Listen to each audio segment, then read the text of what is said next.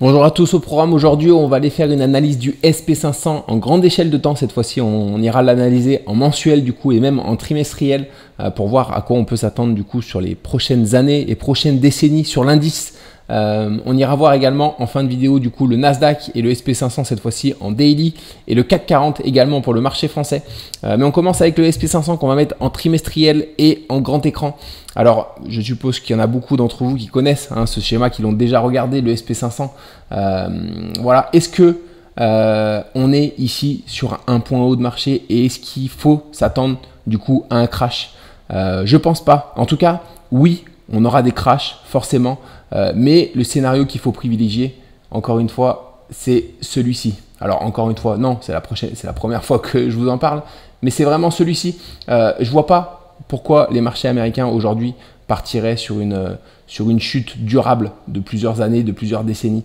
Voilà, je vois vraiment pas pourquoi ce serait le cas. Voilà, et en fait, je vous parle de ça aujourd'hui parce que j'entends vraiment beaucoup de discours en ce moment sur les réseaux sociaux, sur Internet, qui parlent de crash boursier, voilà, depuis 10 ans même, qui parlent de crash monumental sur les marchés. Un crash, enfin, c'est des crashs qui sont arrivés. On a eu le Covid, on a eu la crise de 2020. Avant ça, on avait eu la bulle technologique en 2000. On avait eu la crise des subprimes en 2007.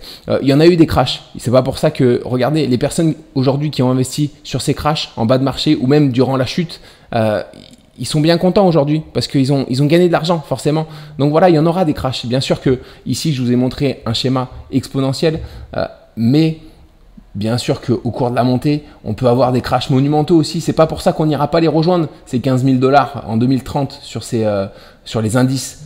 Voilà, alors je parle de 15 000 $, je donne un exemple. On ira peut-être un petit peu moins haut, un petit peu plus haut, je sais pas, mais je vois pas comment on ne peut pas y aller, en tout cas sur ces niveaux-là, en tout cas sur du long terme.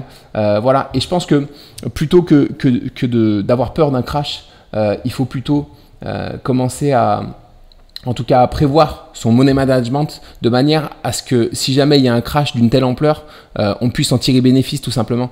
C'est important de le faire. Alors il ne s'agit pas aujourd'hui de rentrer sur les marchés et de faire all-in maintenant. Il s'agit tout simplement d'investir sur les marchés raisonnablement, voilà, et de prévoir surtout des liquidités, d'avoir un money management qui nous permette d'avoir des liquidités si jamais on fait une correction de 50% ou de plus. Si on avait un crash planétaire de 80%, et ben d'avoir des liquidités pour continuer à investir en bas et pour pouvoir profiter si jamais on voit de nouveau un rebond. Ce qu'on verra d'après moi, même si demain on a un crash monumental ici, on aura un rebond et on repartira vers le haut sur le Nasdaq, sur les marchés américains. Je vois pas comment il peut en être autrement.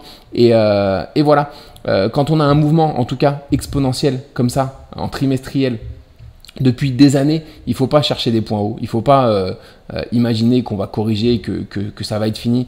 Voilà. D'après moi, bien sûr, un jour, peut-être que ça finira, bien sûr, mais peut-être qu'on ne sera pas là pour le voir, peut-être qu'on sera voilà, ça peut être dans 100 ans, ça peut être dans 10 ans, ça peut être dans 20 ans, et d'ici 10, 20 ans, on peut avoir déjà fait x 5 sur les marchés américains, x 10 même, x plus.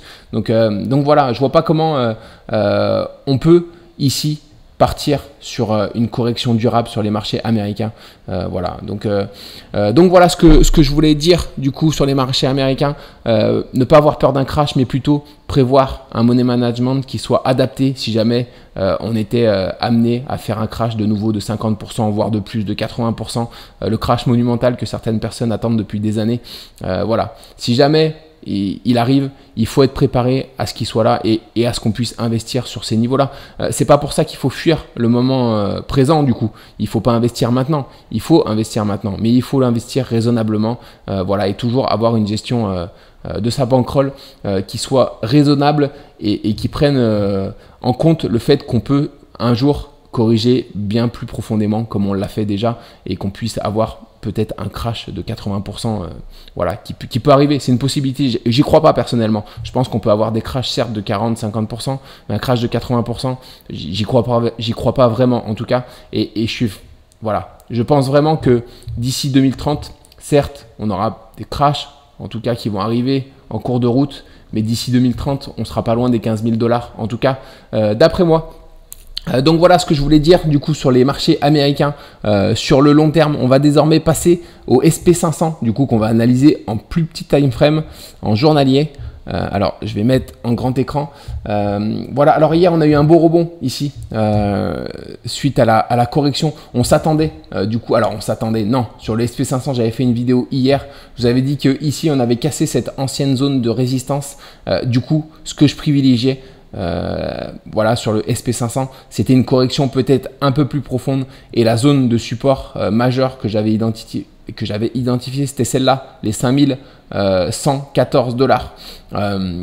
Alors on a rebondi hier et c'est ce que j'avais dit en fin de vidéo. J'avais dit qu'il y avait quelque chose de clair sur le Nasdaq surtout et qu'il fallait se fier au Nasdaq et que le Nasdaq était sur un point très intéressant. Alors ce qu'on peut voir ici sur le SP500, c'est qu'on a eu un beau rebond avec une belle journée haussière, donc ça c'est magnifique, et pour moi voilà, je vois pas comment après une séance comme ça on ne peut pas recasser les plus hauts historiques à court terme en tout cas. Voilà, c'est ce que je privilégie de mon côté, sachant qu'on va le voir pour le Nasdaq. Le Nasdaq nous fait quelque chose vraiment de très intéressant. Et c'est vraiment le Nasdaq en ce moment qu'il faut suivre, comme je vous le disais hier. C'est lui qui mène la danse, tout simplement parce que on a une figure très précise avec une zone de support ici, une zone de résistance ici. On a un élargissement descendant à angle droit qu'on a cassé violemment par le haut. Et ici, on est venu faire un pullback. Et hier, on a tenté de transpercer cette ancienne zone de résistance. Et on est reparti vers le haut assez violemment. Donc voilà, je pense que c'est vraiment une zone qui est rachetée par les investisseurs, par les traders ici. Donc je vois pas sur le Nasdaq comment on ne pourrait pas aller chercher du coup les objectifs de cette figure, de cet élargissement descendant à angle droit qui sont les 19 830 $ et qui sont atteints, je le rappelle, 90% du temps. C'est une stat qu'il ne faut pas négliger. Voilà, donc c'est vraiment le scénario que je privilégie, sachant qu'on a une figure claire sur le Nasdaq. Donc le SP500 forcément devrait suivre le Nasdaq et du coup poursuivre sa hausse également, sachant qu'on avait seulement 27% de chance de faire un throwback. On l'a fait, donc on avait une chance sur 4, on l'a fait. Donc c'est pour ça que forcément hier j'étais pas vraiment serein ici non plus. Voilà, parce qu'on a peu de chances de faire des throwbacks sur ce genre de figure. Il y a le SP500 qui cassait une résistance, un support en tout cas à la baisse. Voilà, donc on avait quand même une période de tergiversation, mais du coup la journée d'hier avec la clôture nous prouve finalement qu'il y a vraiment beaucoup d'investisseurs sur les points bas en ce moment et que les points bas sont rachetés et qu'on est susceptible, en tout cas c'est ce que je privilégie, de repartir vers le haut pour aller atteindre ces objectifs des 19 830 qui sont les objectifs encore une fois de cet élargissement descendant à angle droit. On va passer sur le CAC 40 du coup, sur le marché français. Alors le marché français, pareil, on a rebondi sur cette zone de support. On avait ici, je le rappelle, historiquement un double bottom. On avait des objectifs un peu plus élevés qu'on n'est pas allé atteindre. On a 68% de chance d'atteindre les objectifs de ce double bottom. On n'est pas allé l'atteindre, du coup on est reparti, on a buté sur les plus hauts historiques, on est reparti vers le bas. Ici on est en train de former un autre double bottom en échelle de temps un peu plus grande finalement. Voilà, on est en train de faire ça.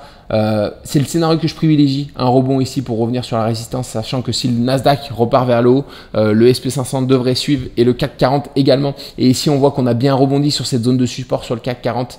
Comme je le disais hier, il faudra rester attentif par contre ici sur cette zone ici, parce que potentiellement on peut être également dans le scénario d'épaule, tête, épaule inversée. Alors ça c'est vraiment le scénario, pas épaule, tête, épaule inversée, mais épaule, tête, épaule tout court. C'est vraiment le scénario catastrophe, c'est celui que je ne privilégie pas en tout cas. Il faudra juste rester méfiant sur cette zone ici parce qu'on peut avoir une réaction en tout cas à l'approche des 8100 € sur le CAC 40.